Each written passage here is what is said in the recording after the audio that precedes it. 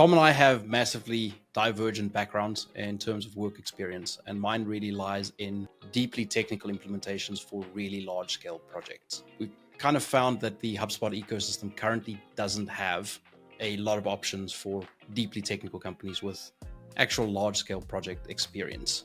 That's really helped us climb the ladder in the HubSpot ecosystem for complex implementations, and we've recently added our own iPaaS to the mix in order to really advance the capabilities that HubSpot has and the types of systems that we can integrate with, backed by people who've actually done this on really large scale.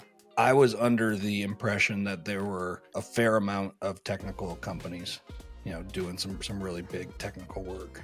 Now that I'm 3.5 years in, I'm realizing there's less than a handful of companies that are doing some of that deeply technical work. So a little disillusioned, I guess, is kind of where we're at.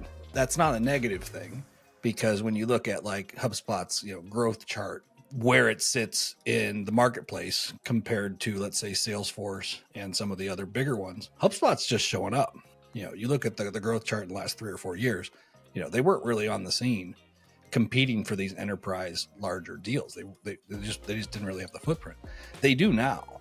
So there's a ton of opportunity for people who know how to run large scale, technical implementations. So as far as reintroducing Unlimited to the ecosystem, I'm not going to tell you we're like the most polished company out there, doing that. There isn't, but we're in there, sleeves rolled up. We know how to do the work for these types of projects. They're messy projects. You need to know what you're doing. Shit's not going to go the way that you planned. And you need to have a team that knows how to adapt. 100% of the time, something is going to happen. We're going to discover data that you didn't know about. Something's going to go wrong. And so you need a team that knows how to do that isn't going to freak out.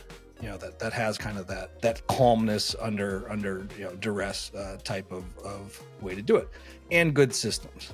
And there just aren't a lot out there.